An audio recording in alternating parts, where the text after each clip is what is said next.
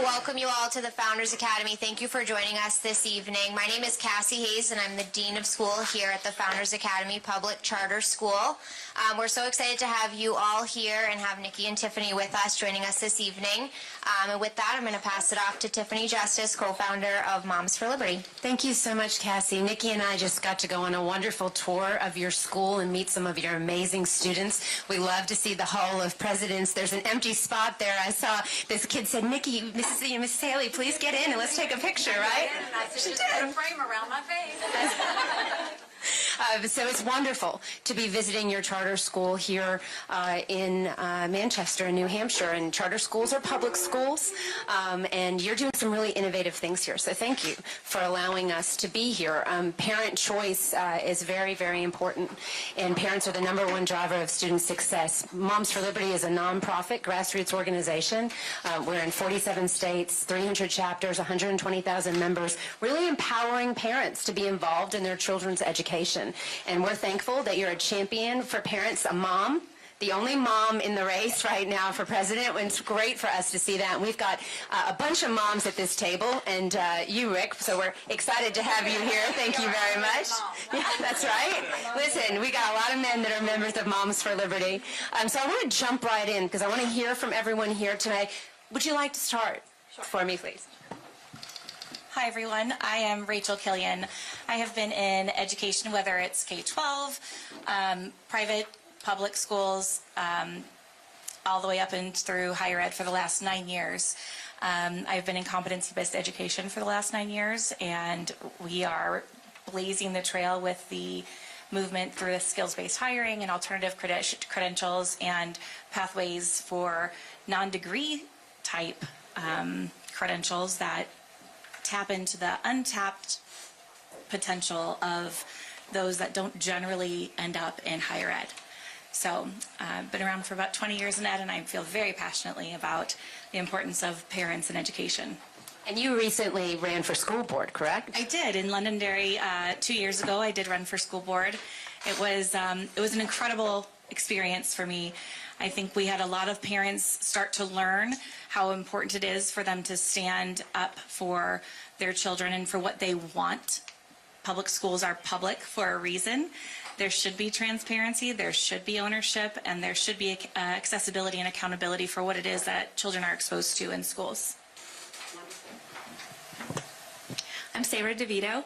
I am the chair of Moms for Liberty in Rockingham County. I have 2 children that went through public school, and just had a 3rd one that will possibly be going through public ed, depending on how it goes. So. And I'm sorry if I scared you. As soon as I saw her, I was like, oh, can I hold him? Like, it's just, the staff laughs at me every time I see a baby, I steal it. So, He will probably let you hold him. He just woke up from a nap, so I'm not 100% sure, but he will probably let you take him. he's fascinated with the photographers right now. My name's Rick Lehman. I'm a lawyer in Concord, and I wear 2 hats in this state. First, I'm in private practice, and I take on a number of controversial type cases. The most relevant one, I think, for our purposes today involves a lawsuit against the Manchester, New Hampshire School District, which passed a transgender students policy that encouraged faculty members to lie to parents about the way the school is treating their children in schools. And that's a lawsuit we brought. And the other hat that I'm fortunate to wear is to serve as the legal counsel to the state senate here for 18 of the last 25 or so years. So I feel very fortunate to be able to do all those things. So 2 pretty big hats, sir. We'll start at the end. Oh, no, actually, AnneMarie, why don't you go ahead? I'm sorry. All right, so my name is AnneMarie Banfield. I am an education researcher, parental rights advocate, focused on excellence in education. I've been doing this for 20 years. I've never been paid a dime because it's the right thing to do. Parents have lobbyists all over the state fighting against them, and oftentimes I'm in Concord in front of legislators as their only voice. I work with parents, many of whom are around this table today. I work with Rick on when parents are faced with problems in their public schools. The lawsuit is one example. And I think what I'm very grateful for today is when we have candidates come to the state and understand how important this is, and we're hearing about it more and more in this state and across the country, because parents want, I find, three things. The average parent, of course, there's going to be exceptions. They want academic excellence, they want safe schools, and they want respect. Now, that respect should be mutual between parents and administrators and staff. But those are the three top priorities. And I think if we would get back to those fundamental basics in public education, we would do so much better internationally, nationally, but that's not what's happening. That's not what's happening, and we need to be very clear about it. So thank you for coming. Thank you for making this a priority, because many parents in the state are frustrated. They're angry. They're seeing what's coming home, and it's appalling sometimes. It's absolutely appalling. Schools lying to parents, pornographic material available to them in their schools in our state of New Hampshire, and they can't get rid of it. They can't get rid of it. This is absurd. So we need to make this a big issue in this campaign, and I can see that you are, you're making that, so thank you again. And thank you to everybody who's come out here today, because we need more of a voice. You're doing God's work, truly. That's a tough one to follow. My name is Rachel Goldsmith. I moved to New Hampshire 8 years ago with the Free State Project because I believe very deeply in the live free or die ethos. And I am the chapter chair of the Hillsborough County Moms for Liberty. Because to me, holding government schools accountable and transparent were things that I felt were very deeply lacking. And I'd like to see more of that conversation of how do we hold the schools, the school boards, and the teachers' unions accountable for what's happened with the lockdowns in the last 4 years. And so that's why I'm here today. So I don't want to make you jealous, Nikki, but Rachel has 4 children, a baby, a little girl that I got to hold a lot today. So not to make you jealous, but... Hi, I'm Kimberly Allen. I am the current president of the Nashua Area Federation of Republican Women. I'm here today because I'm a mom. I'm concerned about what goes on inside of our public schools. I do work inside of a public school, so I do get to see the inside look of some of the things that go on.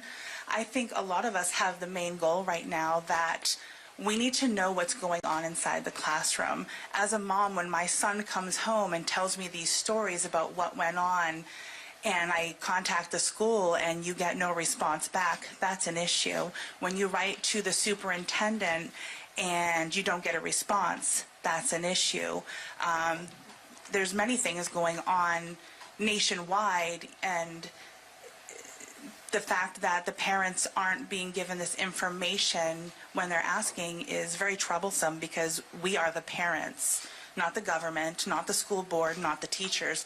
It's us, and they're trying to cut us out, and that's not okay. That is not okay, and I am a mom, too, of 4 kids, as you know, and I ran for school board, and I served for 4 years, and being inside schools and working inside schools really opens your eyes to what is happening. And COVID happened, and then all of America kind of got to see, right, what's happening in our schools. Nikki, so what has this been like for you to kind of travel the country right now running for president and hear from so many different parents? Well, I think, first of all, we are moms first. I mean, it's that one job. I always say we have one job, and that's to make sure that we get everything right with our kids. I mean, from the second they're born, that's what we fight for. And when I look at what's happening in our country, I just look at, how did we get to this point? And I think COVID, this was happening before COVID. Everybody wants to blame the educational problems on COVID. We had problems before COVID. And so you look at the fact that all of a sudden there's this lack of transparency in the classroom, and all of the things you mentioned are important, but no one should ever wonder what's being said or taught to their parent in the classroom. Parents need to know all of that. So I look at that, you look at the context of what they're learning. Parents need to be a part of the subjects. I think back to when I was in school. We didn't have sex ed until 7th grade. And when we had it, your parent had to sign a permission slip. I was the uncool kid in the class next door because my dad wouldn't sign it. But your parents decided what they wanted. We need to leave parenting at home. What bothers me right now so much is that you've got these school districts and teachers unions trying to take custody of our kids. That's not their right to do that. And so when you see what's happening, and you know you've got one chance, yes, moms are going to get their backs up. Yes, dads are going to get their backs up. Because now I look at what's happening in the Manchester School District. The idea that a mom would not know that anything related to the child thinking transgenderism, whatever was happening, and you not tell the parent, like, that's malpractice in the worst way, because guess who that child goes home to at night? The parents. If the parents don't know how to protect and support that child, in what world do the teachers or any government bureaucrat think that they know better than the parents? That's what's bothering me. That's why I love what Tiffany has done so much. That's why I love Moms for Liberty. This wasn't something that came out of her heart and said, oh, let me do this. This came out of a true cause, a true fight of where we were seeing parents all over the country where suddenly they were masked, they weren't being taught the basics, and you look pre-COVID, 67% of our 8th graders in this country were not proficient in reading or math. We saw a few weeks ago, 80% of our kids are not proficient in history or civics, and now our 13-year-olds are scoring at the lowest levels in decades in reading and math.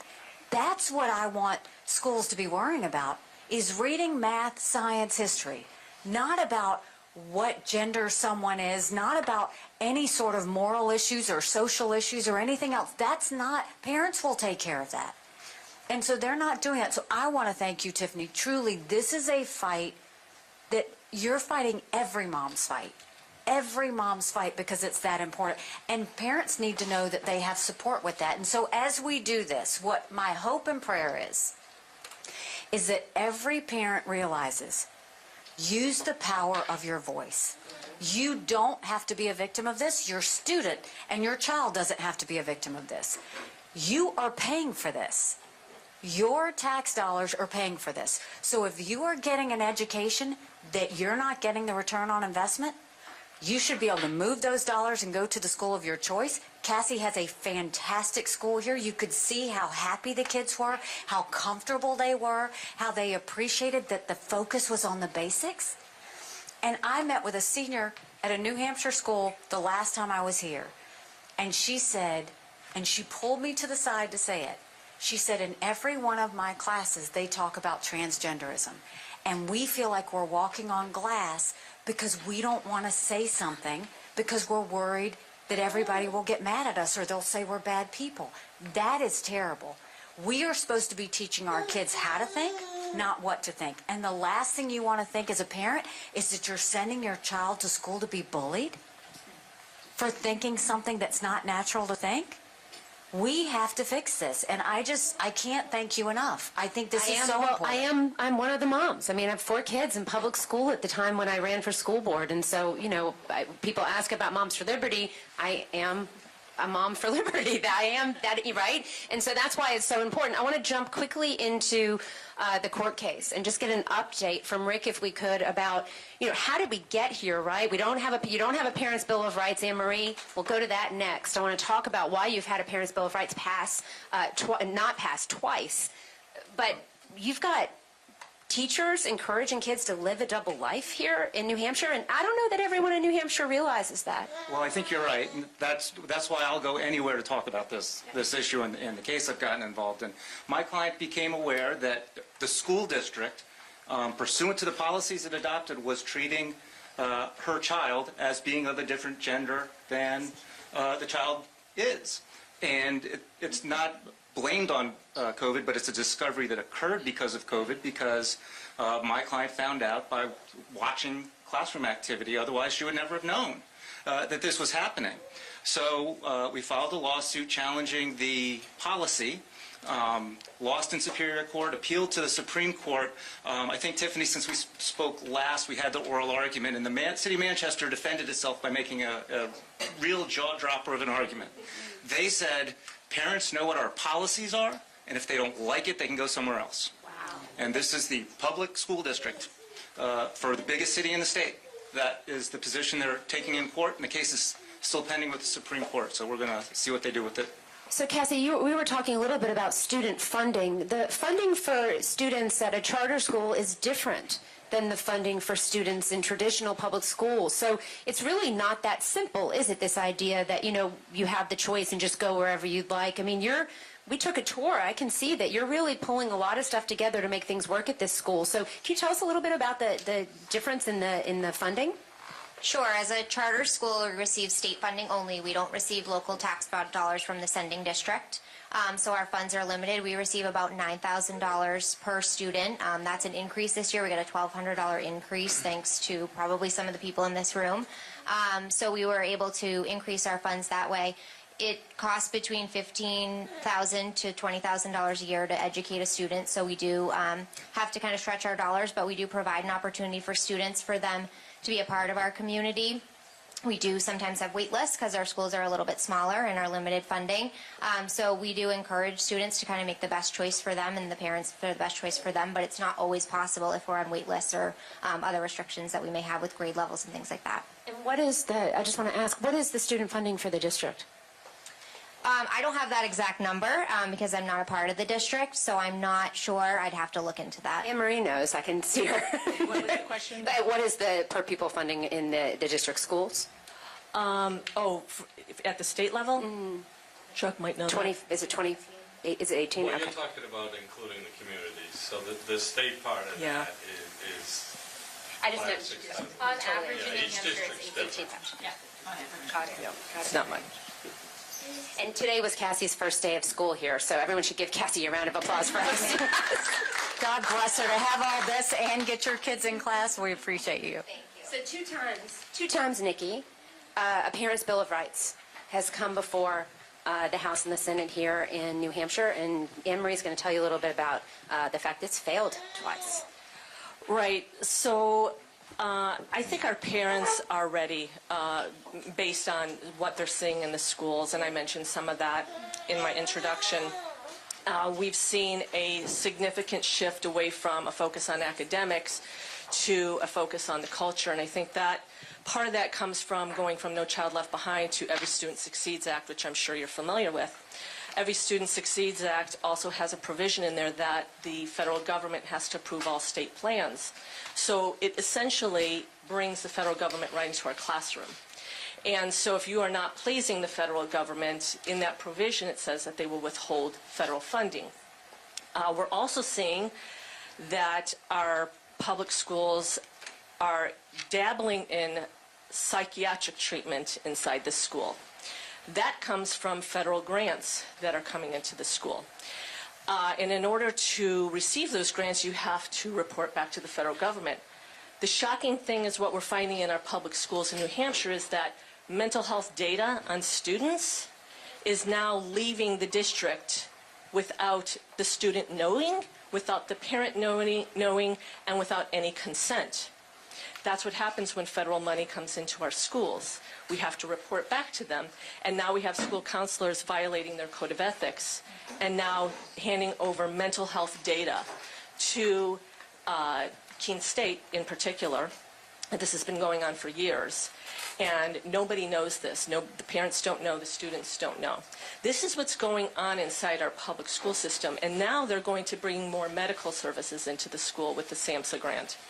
And so they say that, we have to get parental consent on some of this stuff, but not to get into the weeds, but the Biden administration released a statement not too long ago saying that they don't want the burdensome of parental consent now when Medicaid goes to schools. We are seeing an erosion of parental rights in the state, and we are trying to act upon that and pass a parental bill of rights. What we have found is this is becoming very partisan, and it's a sad, sad state. This is something we should all be together It's cut down party lines for the most part. It's Democrats versus Republicans. And so as a parental rights advocate, I'm more than willing. I want everybody on board with this. But I just can't seem to get to the Democrats. So we need this. We need this in our state. But you can see from what I'm telling you, most people have no idea what's going on inside the schools. I mean, how many people at this table knew that mental health? Well, if you're following me on Facebook, you know, because I've made it quite known. But most parents have no idea, especially in the schools where this stuff is this data is being shared. They have no idea that their kids' information has been shared outside the school system. So, yes, we need a parental bill of rights desperately right now. You know, and I just want to say one thing there is when I was governor in South Carolina, we were looking at changing the funding formula to figure out how we could lift up the rural challenged parts of the state without bringing down the more wealthy areas of the state. And in that, you realize that you can do things at the state level, because what the Department of Education does is they'll say, if you teach this, we'll give you this much money. If you teach this, we'll give you this much money. If you teach this, you teach critical race theory, we'll give you this much money.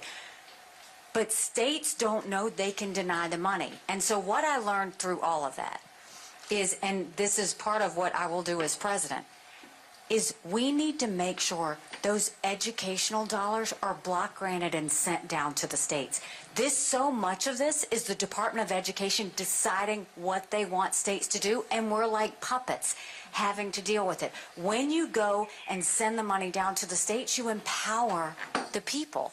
Then it's as close to the parents as it gets. That's the first line of defense, is send it down to the states. Then states, the parents can go and dictate exactly what it is that they want in their schools.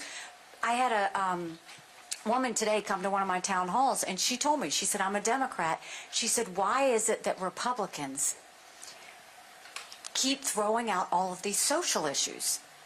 And I said, well, what social issues, are you talking about? She said, well, you don't think that transgender boys should be playing in girls' sports.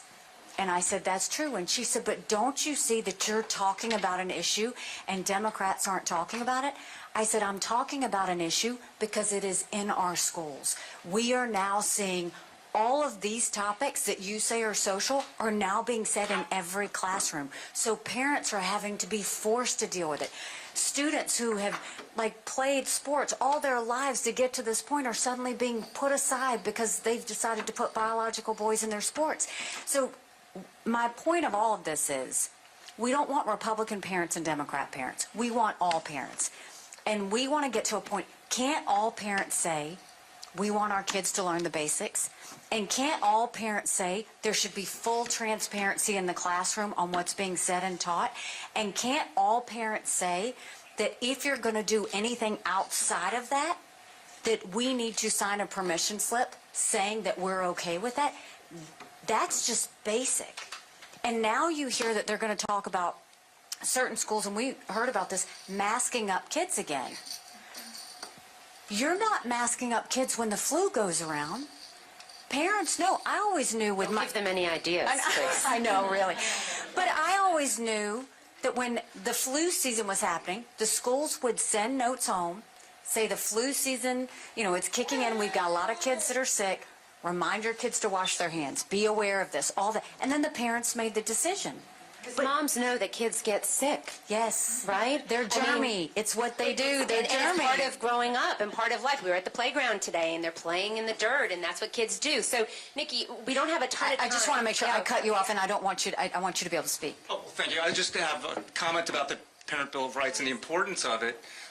Twofold, make sure you are electing candidates who will support it. And I just think, just like we turn to Chuck Morse for questions about the budget, because it's more about it than anybody else. There's not an elected official in the state of New Hampshire who's done more to try to pass a Parents' Bill of Rights than Senator Morse did when he was Senate President. Bless you. Thank you. Thank you for that.